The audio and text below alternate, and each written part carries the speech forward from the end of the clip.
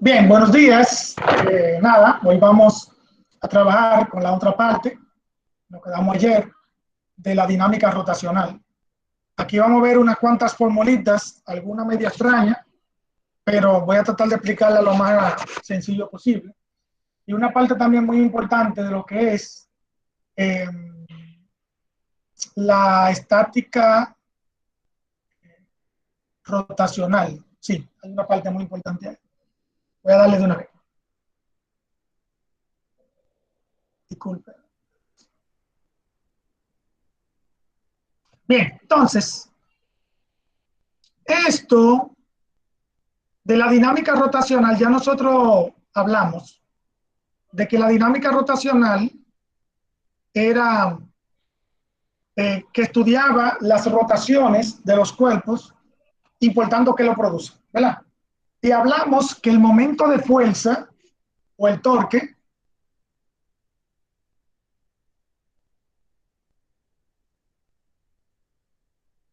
era lo que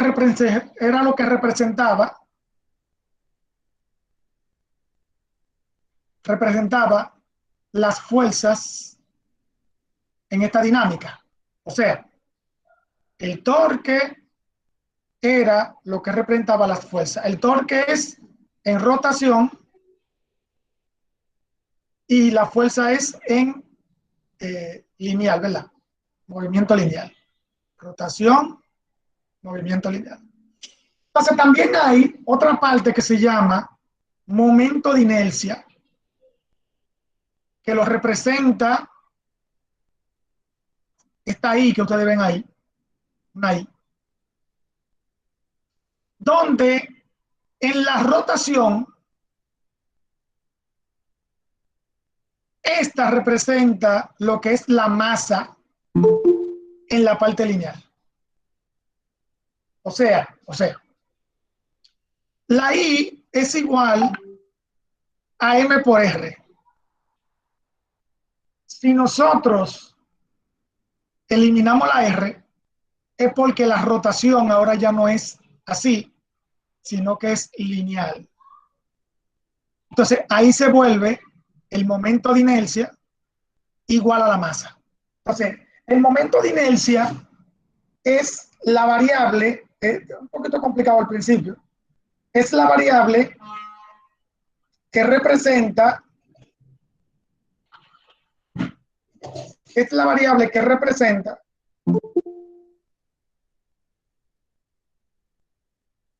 al movimiento, a la cantidad, disculpen, cantidad de movimiento angular.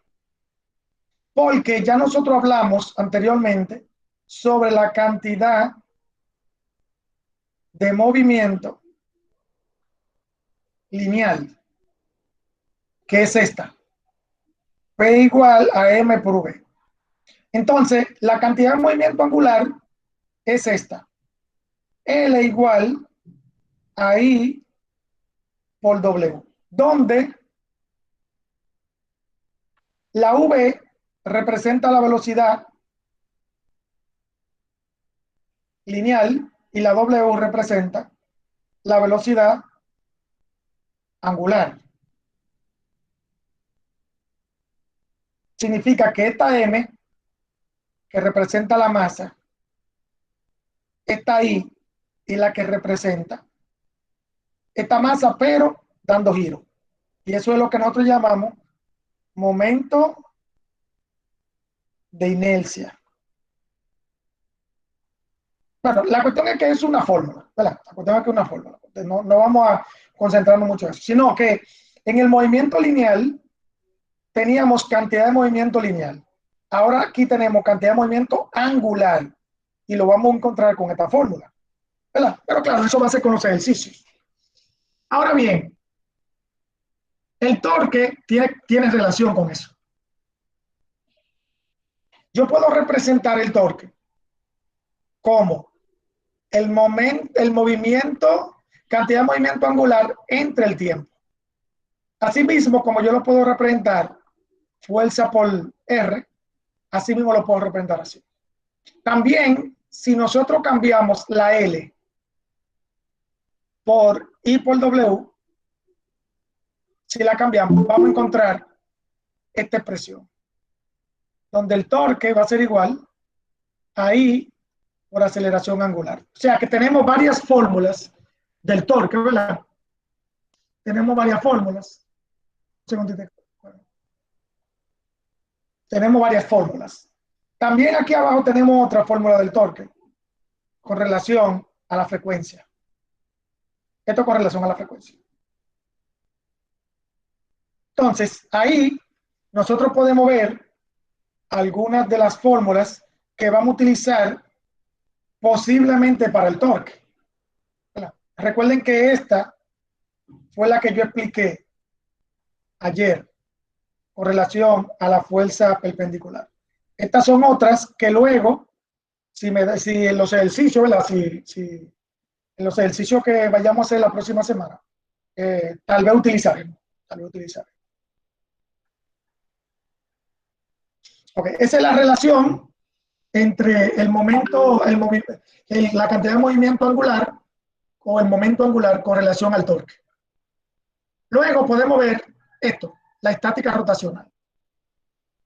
Bueno, sabemos que la estática rotacional, así mismo como yo mencioné sobre la dinámica rotacional y la cinemática rotacional, es como si fuera la hija de la estática. ¿Qué hace la estática? La estática estudia el estado en movimiento que tienen los cuerpos. Entonces, la estática rotacional estudia el estado de movimiento rotacional que tienen los cuerpos, como más específico, ¿verdad? Y se acuerdan que nosotros hablamos de equilibrio anteriormente.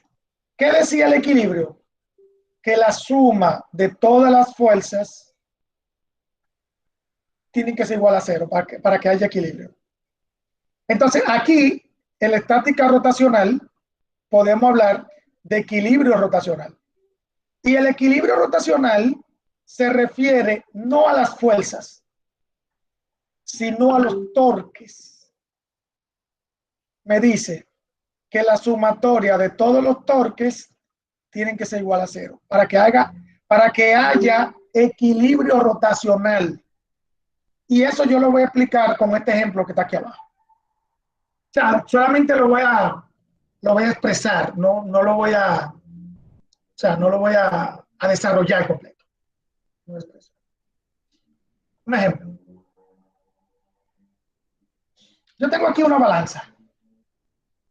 Aquí está un plato de la balanza, aquí está el otro, aquí está el brazo de la balanza.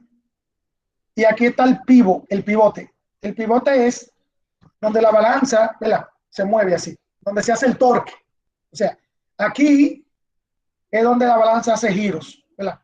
O hacia acá o hacia acá. Vamos a suponer que yo pongo una masa aquí y una masa aquí, ¿verdad? Esas dos masas van a ser dos fuerzas. Una de este lado, que va a dar un giro para acá, y otra de este lado, que va a dar un giro para acá. ¿Verdad? Entonces, ahí tengo mi balanza. Entonces, yo le voy a poner a este F1 y a este F2. ¿Verdad? Porque son fuerzas. Recuérdense que los pesos son fuerzas. Entonces, aquí también tengo la distancia de aquí a aquí. Recuerden la R. Esta yo le voy a llamar R2. Y de aquí a aquí le voy a llamar R1. R1. Míralo. Entonces, ¿qué ocurre? ¿Qué ocurre? Que para yo encontrar los torques aquí, cada fuerza me genera un torque. O sea, torque 1 sería igual a fuerza 1 por R1. ¿Verdad? ¿Se acuerdan de la fórmula? Fuerza 1 por R1. Y torque 2 sería igual a fuerza 2 por R2.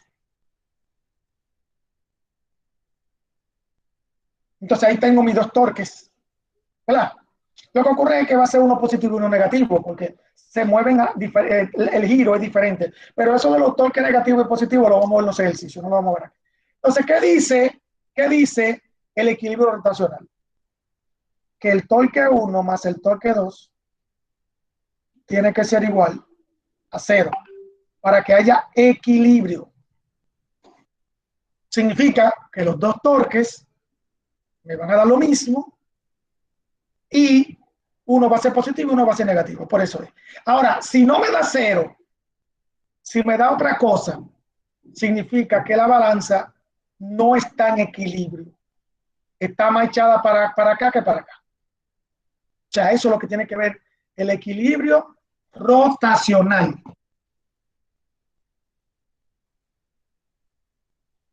A ver, aquí en realidad se lo explica.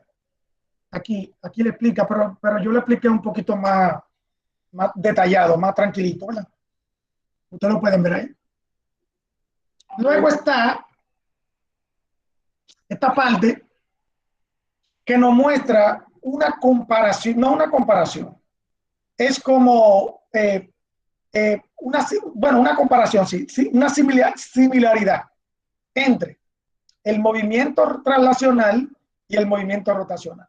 O sea, un movimiento en línea recta o un movimiento en giros. Entonces, en el movimiento en línea recta, nosotros tenemos, aquí hay un error. Aquí nosotros tenemos unas variables, la D, la V, la A, la M, la F y la T.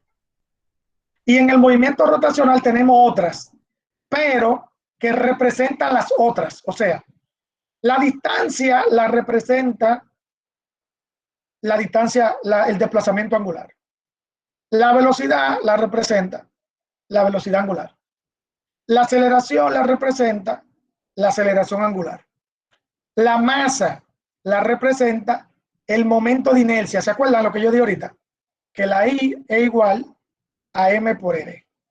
Si deja de dar giro, ya esta R se elimina y la I viene siendo igual que la M. Eso fue lo que yo dije ahorita. Luego está la F, que viene siendo el torque en el movimiento translacional. O sea, la F ahora viene siendo el torque. Y la T no, la T es la única que no varía, porque la T es el tiempo, el T no se puede poner otra variable que no sea esa. Entonces aquí tenemos fórmulas del movimiento translacional y fórmulas del movimiento rotacional. Entonces aquí tenemos dos fórmulas que ya hemos utilizado en el movimiento circular uniforme. ¿Se acuerdan que nosotros ya la dimos? Pero estas dos son las que ya vimos ahora, la del torque. La del torque y la del momento angular o cantidad de movimiento angular. Entonces, ahí, en esa última página, en el material, lo que hace es una comparación. Porque los dos movimientos son similares, pero no son iguales, claro. Iguales no. Porque una cosa es hacer el giro, una cosa es moverse en línea recta. Ok, entonces, si no me queda más nada, creo que eso es todo. Bien. Vamos a ver. Pregunta con esto, si tienen alguna pregunta. Vamos a ver. ¿Alguna pregunta con esto? Pregunta.